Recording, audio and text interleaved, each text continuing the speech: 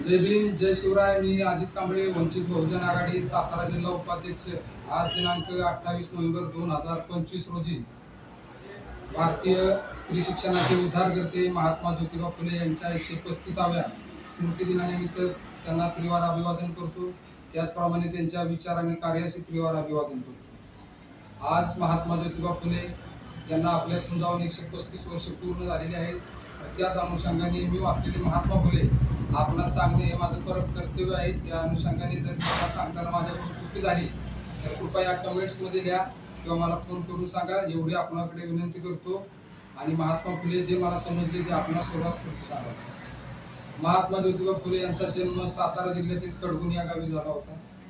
माता चिमणाबाई व पिता गोविंदराव यांच्या पोटी महात्मा फुले यांचा जन्म झाला होता। आई त्यांची महात्मा फुले खूप लहान असतानाच वारली होती, म्हणजेच वयाच्या 9व्या महिनी महात्मा फुले यांना आपल्या आईपासून वेगळं व्हायला लागलं होतं। म्हणजेच वयाच्या 9व्या महिन्यालाच महात्मा फुले यांची आई त्यांना सोडून गेली होती। त्याच अनुषंगाने महात्मा फुले यांचं पूर्ण संगोपन त्यांच्या वडिलांनी केलं।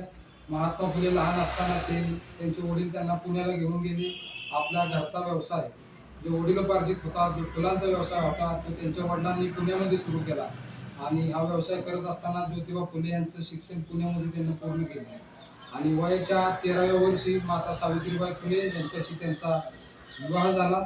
विवाह झाल्याच्या नंतर एक दिवस असा आला की महात्मा फुले ज्या शाळेत शिकत होते त्या शाळेतील त्यांचे मित्र जे ब्राह्मण समाजाचे होते त्यांनी त्यांच्या लग्नाच्या मिरवणुकीच्या वेळेस महात्मा फुले यांना बोलवलं। परंतु या लग्नाच्या संध्याकाळच्या मिरवणुकीमध्ये त्या काळच्या त्यांच्या मित्रांच्या पाहुण्यांनी त्यांची मानसिकता मनोवादी जातीवादी विचारसरणीची होती। त्यांनी या मिरवणुकीतून महात्मा फुले यांना बाहेर काढलं।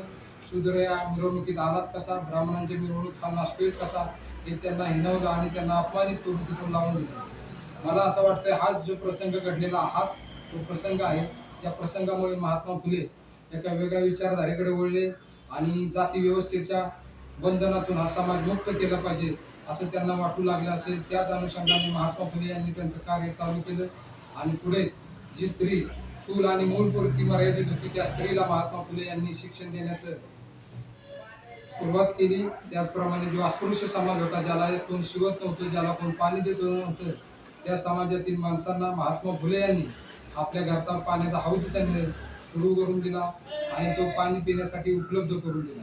तर अशा या महामानवाने 1848 रोजी जी स्त्री चूल आणि मूलपुरती मर्यादित होती तिला स्वाभिमानाने जगता यावं यासाठी 1848 रोजी पुण्यामध्ये भारतातील पहिली मुलीची शाळा काढली।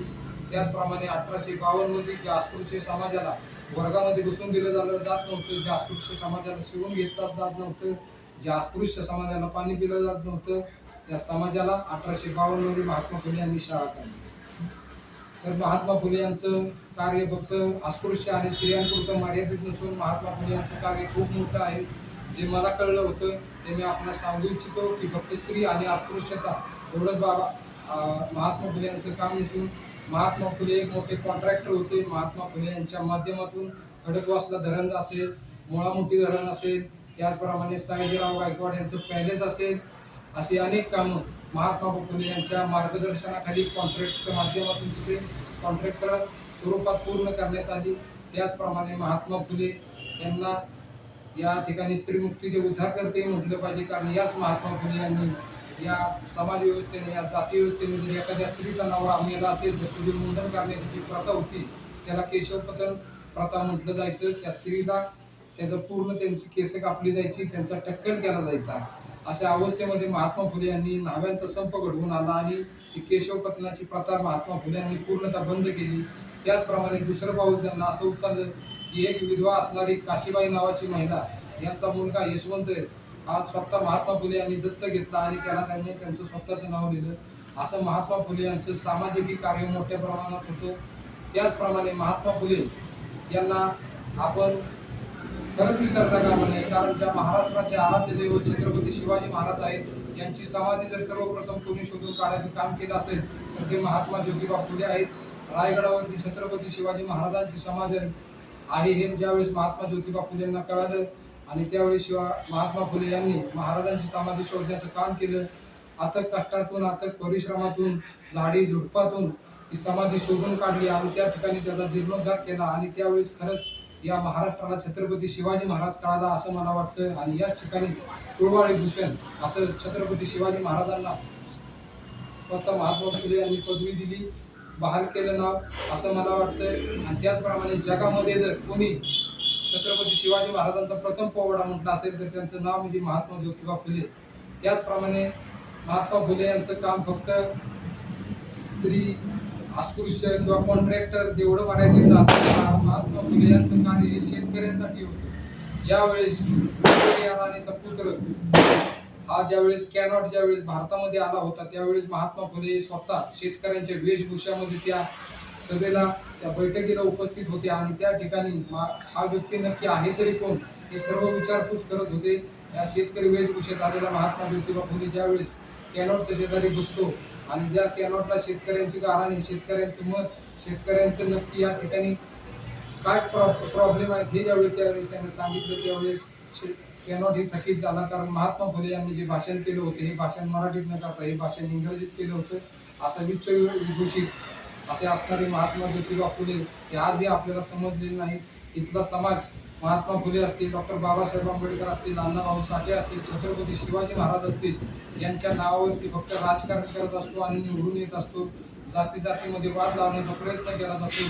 महात्मा फुले माळी समाजाचे, बाबासाहेब आंबेडकर बौद्ध समाजाचे, अण्णाभाऊ साठे मातंग समाजाचे, छत्रपती शिवाजी महाराज मराठा समाजाचे असा वाद लावला जातो आणि या महापुरुषांचे विचार आपल्यापासून लांब केले जातात.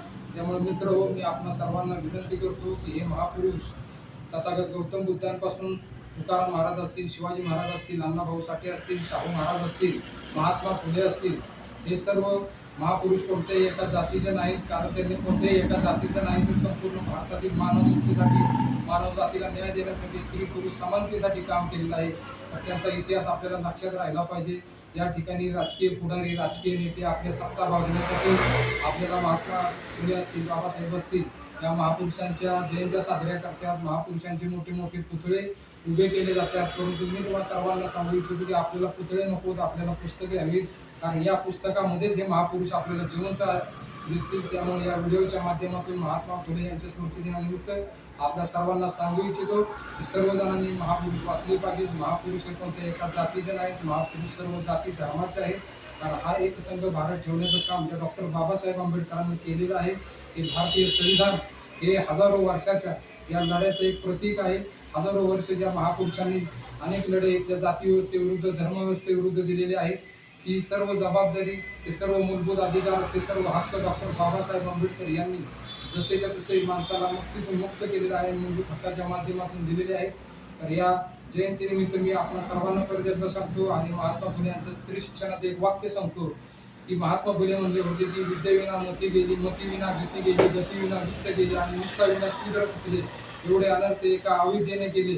तर ही अविद्याच आपल्याला या माणसापासून लांब करत आहे. त्यामुळे माझं वैयक्तिक मत असं आहे की आपण पुस्तकं वाचा. पुस्तकं वाचल्याच्या नंतर आपल्याला कळेल की आपण मानव आहोत.